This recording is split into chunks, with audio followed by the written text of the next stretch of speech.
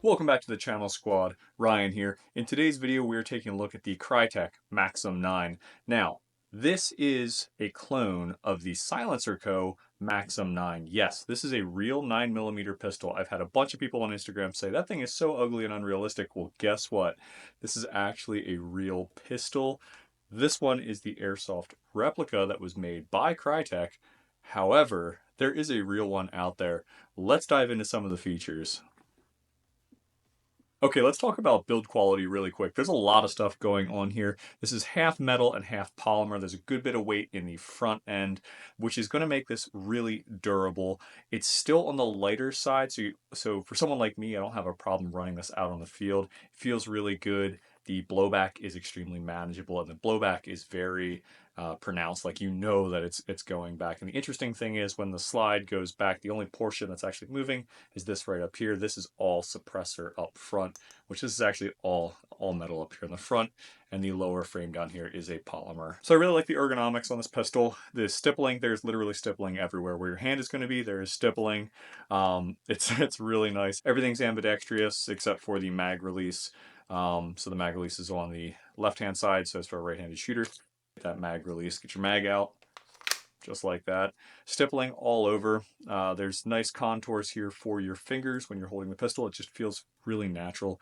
I like that. And the way that the grip points, it doesn't make the front end feel heavy. Sometimes when you point a pistol that's this big, it'll start feeling heavy in the front end. Everything just kind of feels centered, and I really like that. So let's talk about performance. This is the CO2 model. It's shooting around 300 to 310 feet per second. So it is definitely a contender. I feel like this is something I'd be comfortable taking indoor and outdoor. It does feature an adjustable hop-up, so you can fine-tune that, and the hop-up is in kind of a weird place. It's over here on the left-hand side. Once the slide is back, you'll be able to see it right here.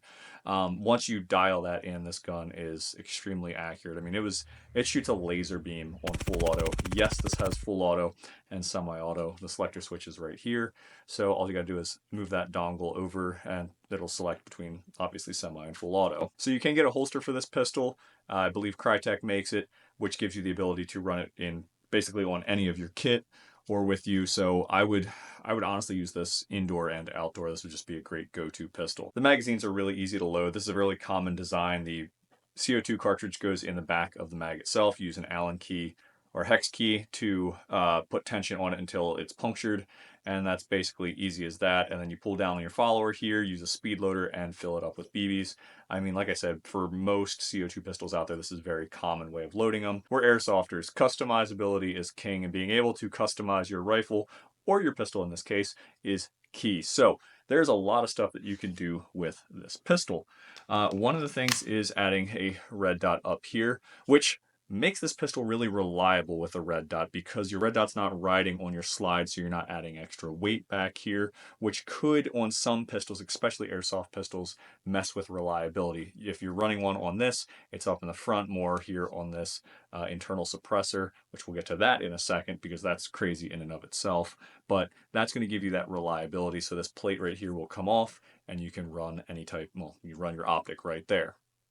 Next, this is the standard model. There is a model that actually has a tracer unit that goes up here in the fake suppressor. And this giant orange block can also be replaced. That's actually where you pop off everything to access your tracer unit to basically start working up in there. So that is really cool. And yeah, like I said, with the whole customizability type thing, that's how you can do that. We also have some key mod down here.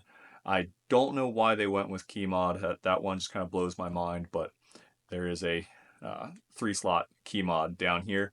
So if you did want to run, I guess you could put like a rail down there and run a light, and this thing would be, it'd probably start getting a little front heavy if you're running some sort of like TLR1 or something, you know, start getting a little squirrely, but that's still really cool. I mean, could you imagine running this as a primary? In the terms of price, this is a little steep.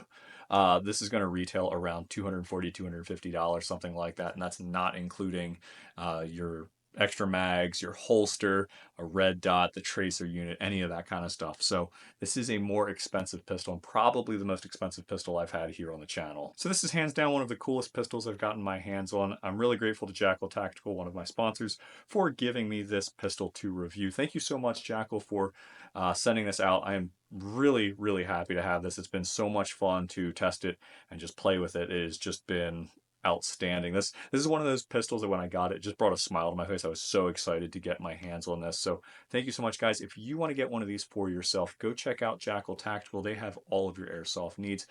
Thank you so much for watching the video. I will catch you on the next one.